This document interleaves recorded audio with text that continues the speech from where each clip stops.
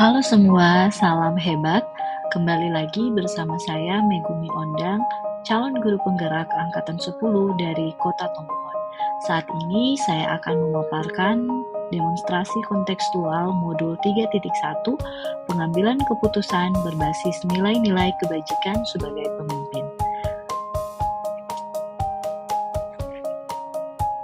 Tujuan pembelajaran yaitu calon guru penggerak dapat melakukan suatu analisis penerapan proses pengambilan keputusan berdasarkan pengetahuan yang telah dipelajarinya tentang berbagai paradigma, prinsip, pengambilan dan pengujian keputusan di sekolah asal masing-masing dan di sekolah atau lingkungan lain.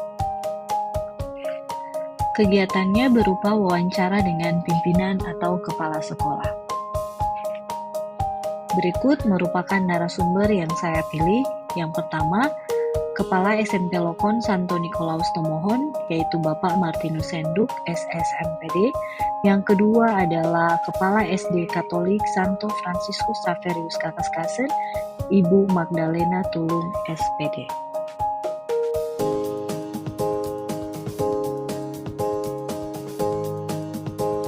Wawancara pertama.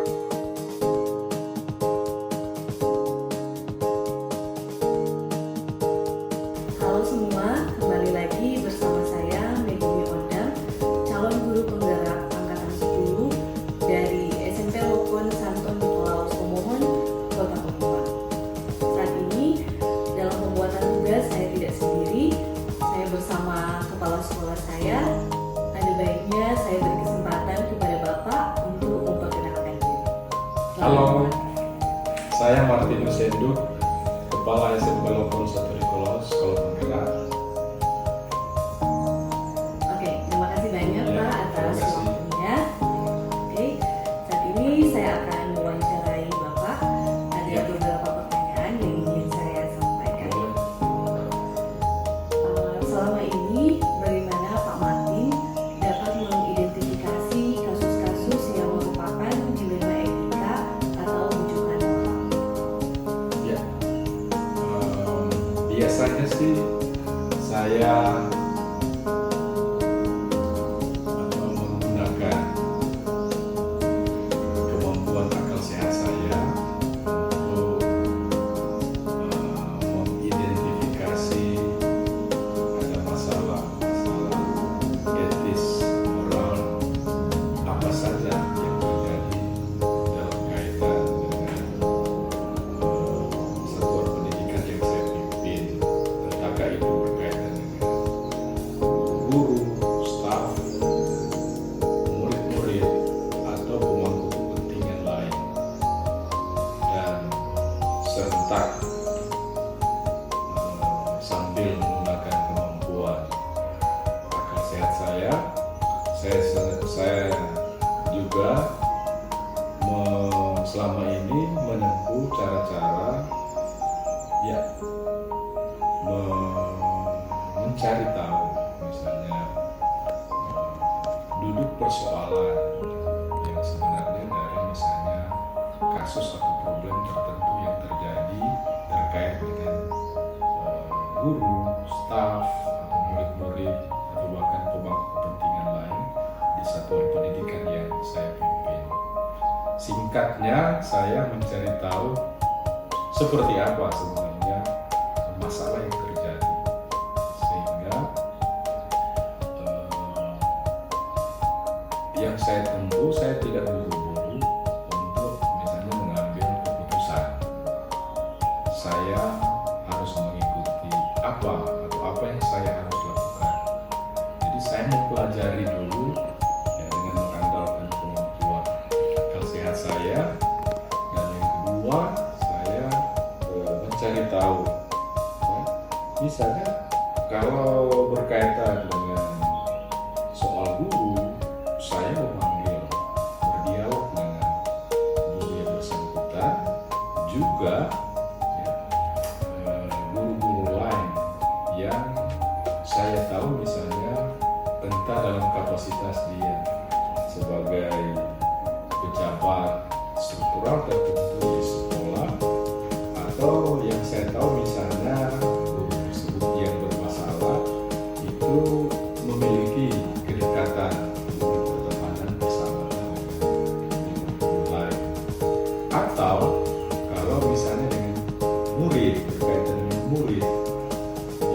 saya memanggil murid yang bersangkutan, dialog, mencari tahu persoalan masalah seperti apa. Kemudian tentu saya harus memanggil komunikasi, cari data lebih lanjut dengan misalnya wali kelasnya, guru BK, bahkan orang tua. Ya, kan kalau ditanya soal masalah etika moral itu, ya kita harus hati-hati dan mencari data yang komprehensif, baru kita mendapatkan gambaran yang betul masalahnya ada di mana.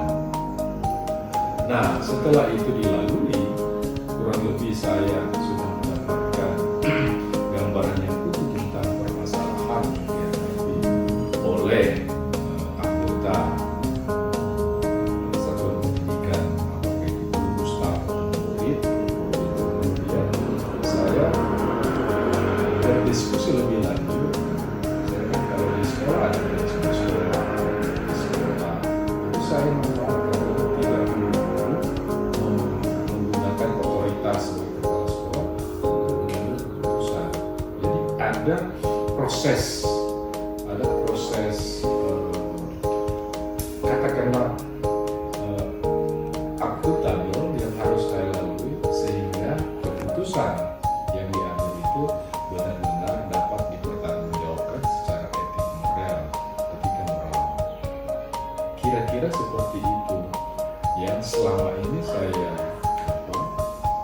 tempuh ketika saya menghadapi misalnya persoalan-persoalan etis moral. Jadi misalnya dilema, kalau dikatakan dilema, ya akhirnya putusan itu akan mengambil mana yang istilahnya dampak etisnya lebih kecil. Ya. Kan kalau dua-dua kan susah kalau putusan mana dampak etis yang lebih kecil dari misalnya dua pilihan yang susah itu tentu tidak mudah melalui verifikasi, melalui diskusi, berpendapat. Tapi saya yakin selama ini baik-baik saja. Kenapa saya melalui proses yang panjang melibatkan orang-orang atau pihak-pihak yang perlu saya libatkan sehingga keputusan ini yang harus diambil. Ya. Baik Pak, selama ini bagaimana Bapak menjalankan pengambilan keputusan di sekolah, terutama untuk kasus-kasus di mana ada dua kepentingan yang sama-sama benar atau sama-sama mengandung nilai tinggi? Kan kalau ditanya soal masalah etika moral itu, ya kita harus hati-hati dan mencari data yang komprehensif, baru kita mendapatkan gambaran itu masalahnya ada di mana. Nah, setelah itu dilalui, kurang lebih saya sudah mendapatkan gambaran yang utuh tentang permasalahan yang dihadapi oleh anggota satuan pendidikan, apakah itu guru, staf, murid. Kemudian saya berdiskusi lebih lanjut. Saya kan kalau di sekolah ada manajemen sekolah, di sekolah itu saya menawarkan tidak perlu menggunakan otoritas sebagai kepala sekolah untuk mengambil keputusan. Jadi ada proses katakanlah akuntabel yang harus saya lalui sehingga keputusan yang diambil itu benar-benar dapat dipertanggungjawabkan secara etik moral, etika moral. Kira-kira seperti itu yang selama ini saya tempuh ketika saya menghadapi misalnya persoalan-persoalan etis moral. Jadi misalnya dilema, kalau dikatakan dilema, ya akhirnya putusan itu akan mengambil mana yang istilahnya dampak etisnya lebih kecil. Dan kalau dua-dua kan susah kalau putusan mana dampak etis yang lebih kecil.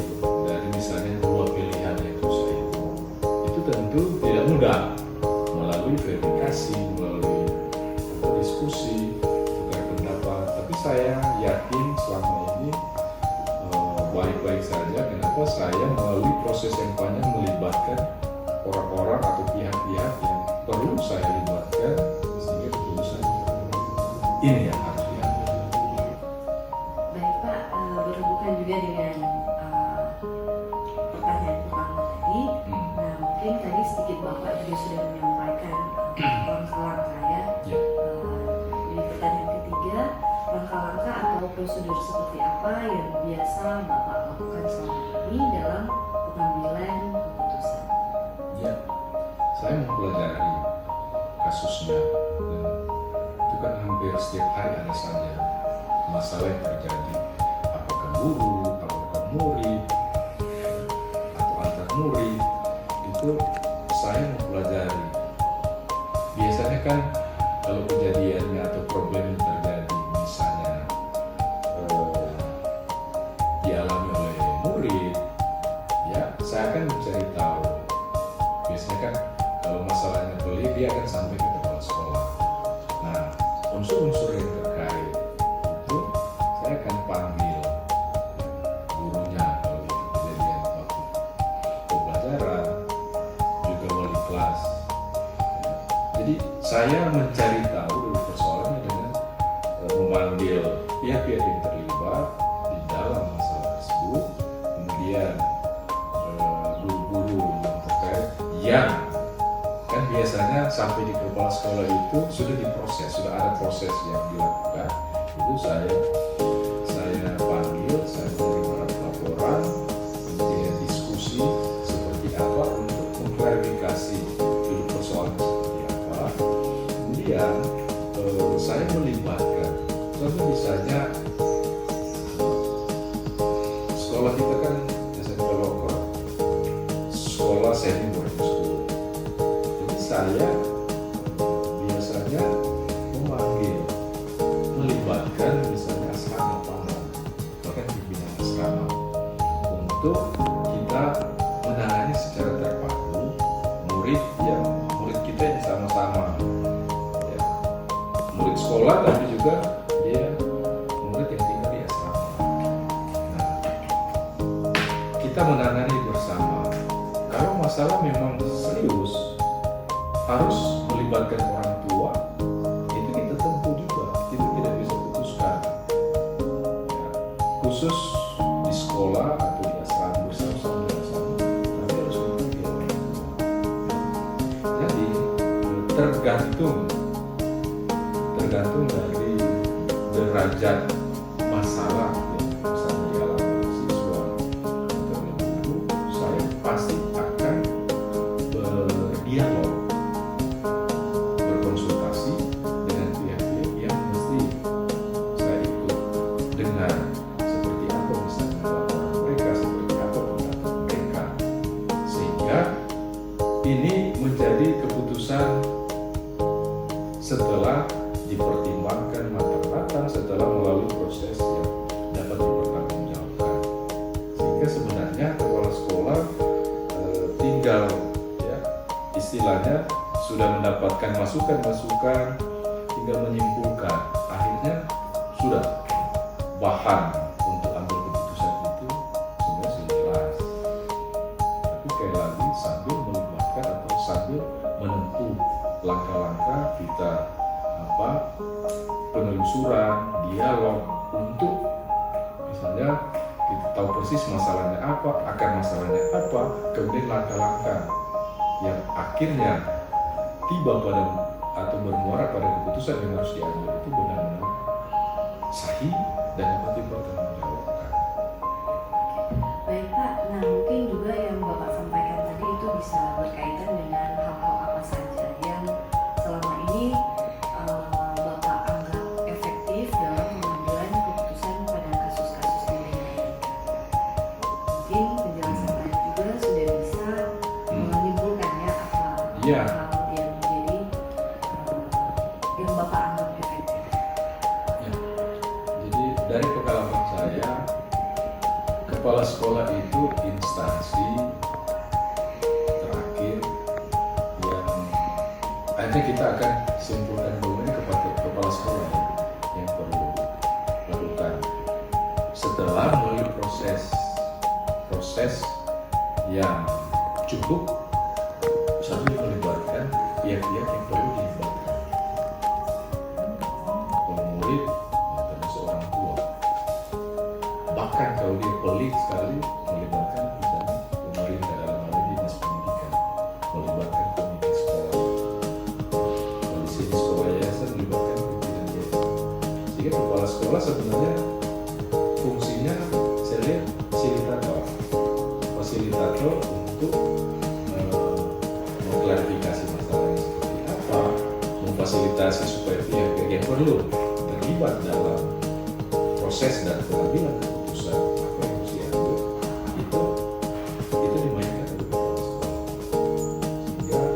Sehingga sekali lagi kepala sekolah dengan kapasitasnya sebagai pemimpin di sekolah mengambil keputusan sambil mempertimbangkan masukan, sambil mengikuti proses yang harus ditempuh. Nah, biasanya sih keputusannya akan diterima. Baik, apakah Bapak memiliki sebuah tata cara atau jadwal tertentu dalam sebuah penyelesaian kasus di Apakah Bapak langsung menyelesaikan di tempat atau memiliki sebuah jadwal untuk menyelesaikan? Ya, saya kembali ke mekanisme kerja saya. Kan saya setiap hari meyakini saya harus memimpin, mengarahkan seluruh warga sekolah untuk bekerja sama sehingga satu pembelajaran itu bisa berjalan dengan lancar dan baik dalam rangka menuju visi misi tujuan yang sudah ditetapkan menjadi visi misi tujuan sekolah dan berlandas pada visi misi dari yayasan. Itu pertama. Nah, dalam rangka itu saya juga ada mekanisme kerja. Dalam sepekan itu ada satu rapat koordinasi manajemen sekolah, kemudian ada rapat koordinasi bersama manajemen sekolah dan asrama, kemudian ada satu kesempatan dalam setiap pekan itu ada pertemuan bersama seluruh guru dan perwakilan dari asrama, sehingga ini mekanisme yang saya gunakan dan di dalam saluran rapat-rapat itu akan muncul masalah, maksudnya akan dilaporkan ada masalah pelik ini yang harus. Jadi masalah yang misalnya muncul itu kita masukkan atau tangani, treat sesuai dengan mekanisme yang ada. Memang ada kan masalah yang emergency terjadi. Nah, tetapi tetap kalau misalnya anak asrama sakit atau bikin masalah pelik di asrama, dia pukul, contoh saja ya. Kita tidak memanfaatkan mekanisme yang biasa ini. Kita langsung kumpul pihak yang terkait, pimpinan asrama, langsung ditangani bersama. Kebetulan saya memang tinggal di kompleks kampus saja, jadi dengan mudah ketika ada problem yang mendesak, saya harus turun tangan. Dari pengalaman kurang lebih 10 tahun menjadi kepala SMP Lokon, itu sudah sering saya lakukan. Dan masalah seberat apapun kita tangani bersama, bisa diterima. Tentu ya, itu tidak mungkin menyenangkan semua orang. Harus diambil keputusan. Contoh, hanya anak-anak harus dipulangkan. Anak sakit berat, karena faktanya memang terjadi. Dia tidak boleh, kalau dia tinggal berlama-lama di asrama misalnya, dia akan menjangkiti teman-temannya. Maka keputusan cepat harus kita ambil. Saya penanggung jawab. Saya bicara misalnya dengan dalam kaitan dengan siswa-siswa beasiswa kan kita banyak kita harus segera pulangkan langsung proses beli tiket harus kembalikan. Contoh seperti itu yang seringkali saya ambil lakukan. Jadi kalau masalah masih bisa ditolerir, artinya lewat mekanisme yang biasa, kita lakukan. Tapi ada yang mesti nggak boleh tunggu itu. Seperti itu yang saya alami. Adakah seseorang atau faktor-faktor apa yang selama ini berbeda atau membantu Bapak dalam pengambilan keputusan dalam kasus-kasus di wilayah? Jadi sebenarnya kalau di sekolah itu saya memiliki orang-orang penting, orang-orang kunci yang memberikan informasi penguatan bahwa kejadiannya seperti ini misalnya. Kalau di sekolah itu kan manajemen sekolah, BK, wali kelas. Kalau di asrama itu pimpinan asrama tentu dan pamong-pamong yang menjadi PK dan yang bertugas. Itu yang jadi sesuai kadar masalah yang terjadi. Kalau dia sangat serius akan segera sampai ke kepala sekolah. Kejadian sekian cuma dalam hitungan menit sudah sampai ke karena misalnya derajat masalah itu berat dan harus segera ditangani. Jadi sebenarnya kuncinya ada di saya berada di manapun, kan tidak mungkin saya standby 1 kali 24 jam di sini. Ada kegiatan keluar, tapi ada juga misalnya acara keluarga saya keluar. Tapi HP saya selalu on untuk mendapatkan. Saya di luar itu komunikasi bagaimana penyelesaian itu bisa dilakukan dengan cepat. Tidak menunggu saya hadir secara fisik, tapi komunikasi koordinasi itu yang sudah terbentuk sebenarnya mekanisme kerja baik teman-teman di sekolah, manajemen sekolah, guru-guru, BK, siswa, dan di asrama itu pimpinan asrama yang paham. Harus kontak kepala sekolah saat itu juga kejadian. Biasanya saya langsung kita koordinasi penanganan depan. Masalah tidak berlarut-larut dan terbiar. Baik Pak, kita tiba di pertanyaan terakhir. Dari semua hal yang telah Bapak sampaikan tadi, kira-kira pembelajaran apa yang dapat Bapak petik dari pengalaman Bapak mengambil keputusan di wilayah?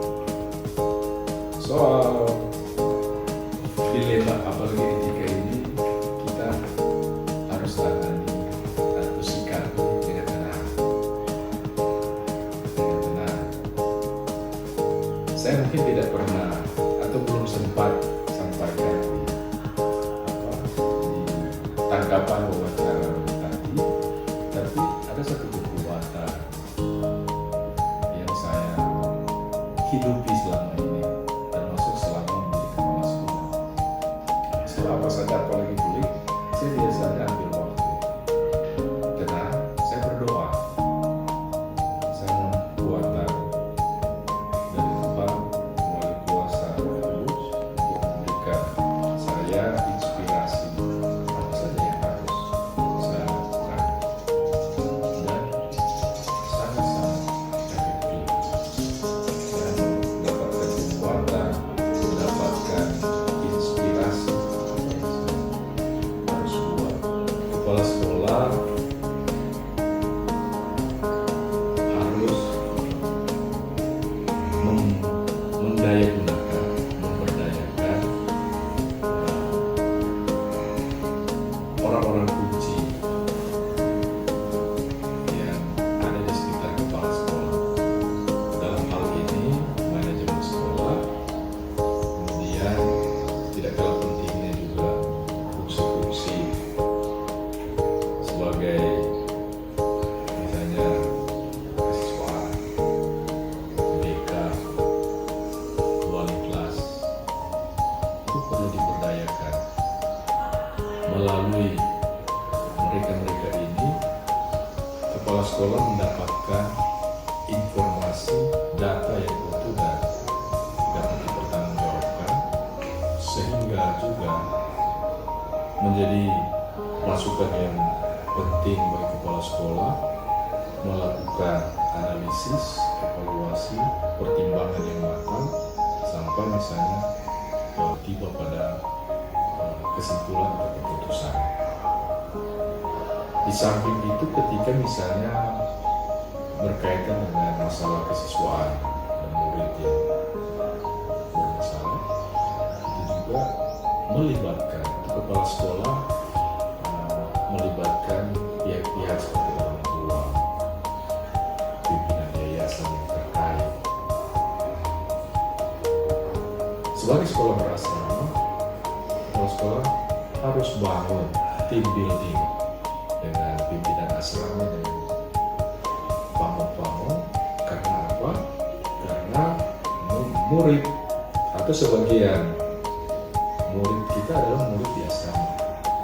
Jadi pimpinan asrama, pamong-pamong itu tahu persis anak itu karakternya seperti apa, kecenderungan yang terjadi di asrama seperti apa, sehingga asrama akan bisa memberikan masukan pertimbangan yang penting bagi kepala sekolah, bagi guru untuk mengambil keputusan berkaitan dengan siswa-siswa yang kebetulan adalah juga siswa asrama.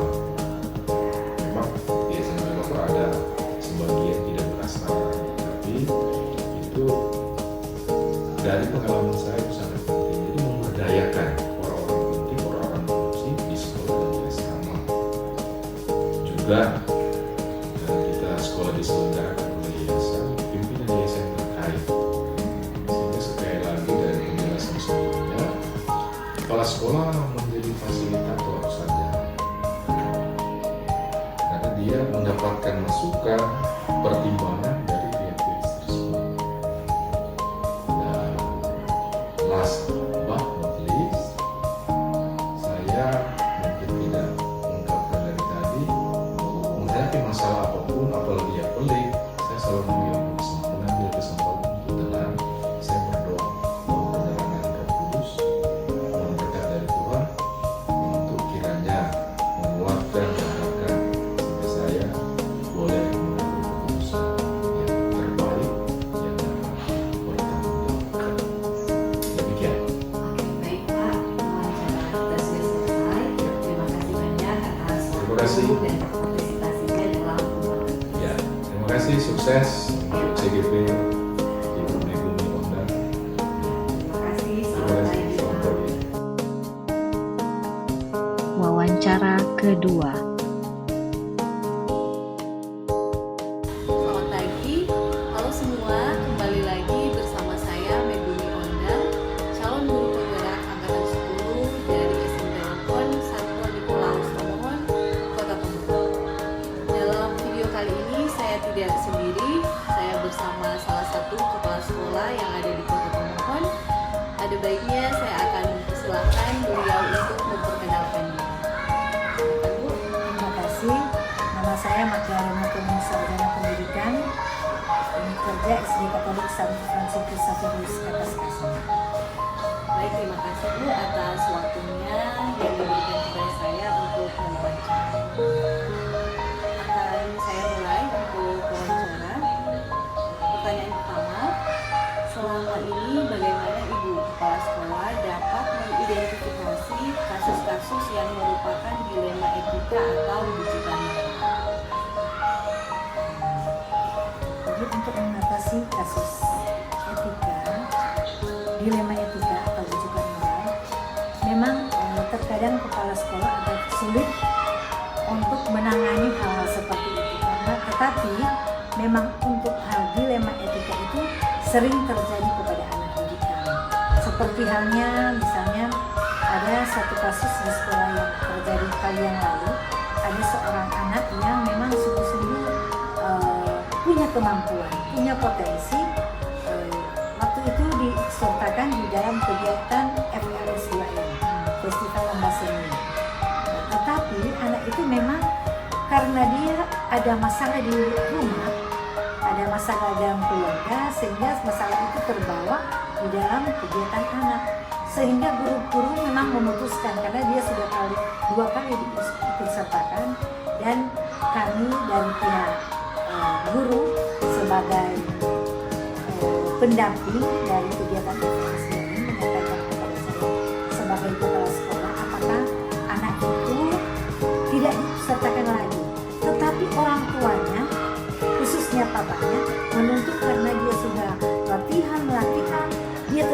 sertakan.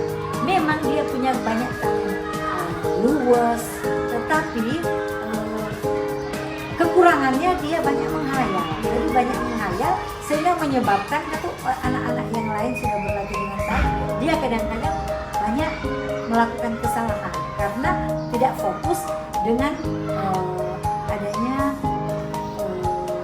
dalam keluarga. Jadi ada konflik di keluarga karena bapak dan ibunya bercerai, belum bercerai tetapi sudah mengarah gitu.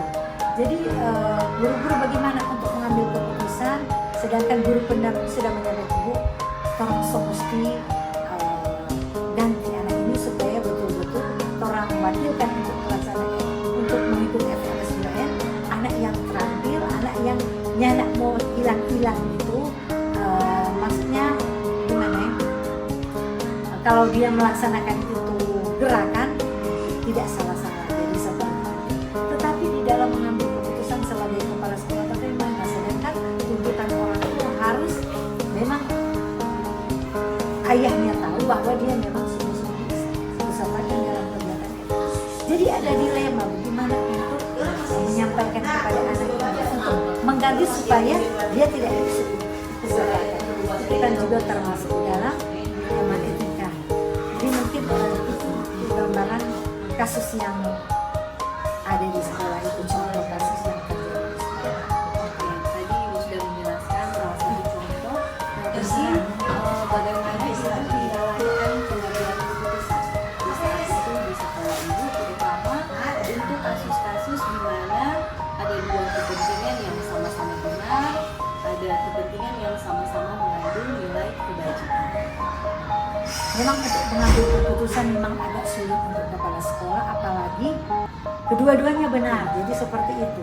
Jadi dari pihak orang tua karena mereka sudah tahu dia sudah sekian lama untuk mengikuti latihan, sedangkan dari pihak guru dia tidak diikutsertakan. Nah, jadi dari kepala sekolah panggil guru pendamping, ada juga wakil kepala sekolah, kita bincang-bincang bagaimana orang tua supaya anak itu nantilah diikutsertakan kemudian, karena memang masih karena memang anak itu belum fokus di dalam melakukan kegiatan karena ada masalah dalam keluarga. Jadi seperti itu kami memanggil orang tua, kemudian secara kekeluargaan bagaimana kiat-kiat guru kepala sekolah untuk menyampaikan kepada anak sehingga masalah ini boleh teratasi. Mungkin tadi Ibu juga sudah sempat menjelaskan tentang langkah-langkah atau prosedur seperti apa yang biasa Ibu lakukan selama ini. Ada bisa ditambahkan sedikit? Langkah pertama biasakan itu masalah apa kita, masalah apa yang timbul, kemudian yang kedua masalah yang identifikasi masalah apa, kemudian panggil dulu bermusyawarah. Selesai bermusyawarah, mufakat, panggil yang bersangkutan termasuk orang tuanya untuk mengambil keputusan bahwa anak ini benar untuk diikutsertakan atau tidak. Oke, baik Bu. Nah, pertanyaan selanjutnya, hal-hal apa saja yang selama ini Ibu anggap efektif dalam pengambilan keputusan pada kasus-kasus dilema etika? Hal-hal yang efektif, tapi itu termasuk komunikasi itu paling penting. Jadi itu hal itu yang paling penting. Tanpa komunikasi berarti terjadi perkelahian. Jadi itu. Kemudian seperti berkolaborasi. Jadi ada kolaborasi juga antara orang tua, guru-guru, guru pendamping dan kepala sekolah. Oke Bu, nah setelah Ibu sudah jelaskan tadi, kira-kira apa selama ini Ibu mengalami halangan atau kelemahan atau apa saja yang selama ini menjadi tantangan dalam pengambilan keputusan pada kasus-kasus ini? Jadi untuk tantangan di dalam pengambilan kebajikan itu banyak, termasuk juga dari luar orang tua siswa juga. Ada juga orang tua yang tidak mendukung untuk pengambilan keputusan seperti itu. Ada juga yang saling mempengaruhi sehingga sehingga terciptalah bencana seperti itu. Selama ini memiliki sebuah tata cara atau mungkin jadwal dalam sebuah penyelesaian kasus dilema etika. Apakah Ibu selalu langsung menyelesaikan di tempat mungkin, atau memiliki sebuah jadwal untuk menyelesaikannya, baik bentuk atau prosedur seperti itu? Kalau memang untuk jadwal, saya rasa memang tidak terjadwal untuk kasus seperti ini. Biasanya langsung dilaksanakan pada waktu bersamaan dengan kegiatan yang dilaksanakan. Tetapi memang kalau mau dikatakan jadwal, tidak. Itu kan dilaksanakan atau diselesaikan dulu di kasus antar guru, anak itu dan kepala sekolah, baru nanti kemudian mungkin besok hari atau berapa hari kemudian orang tua dipanggil atau siapapun yang ada hubungannya dengan kasus ini. Adakah seseorang atau faktor-faktor apa yang selama ini mempermudah atau membantu Ibu dalam pengambilan keputusan dalam kasus-kasus dilema etika? Memang ada banyak faktor yang mendukung, termasuk pendidik dan tenaga kependidikan. Mereka juga membantu untuk mencari solusi jalan keluar dalam pengambilan keputusan. Wakil kepala sekolah, guru BK, guru agama, itu yang banyak kali membantu saya sebagai kepala sekolah dalam pengambilan keputusan. Oke, baik Bu, kita tiba pada pertanyaan terakhir. Dari semua hal yang telah Ibu sampaikan tadi, pembelajaran apa yang dapat Ibu petik dari pengalaman Ibu dalam mengambil keputusan dilema etika? Jadi yang pertama, saya pelajaran diri merefleksi.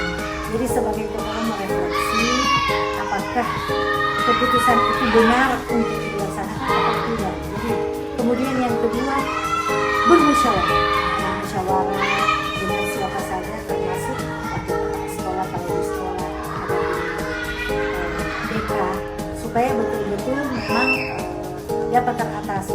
Jadi musyawarah dan mufakat. Nah, jadi seperti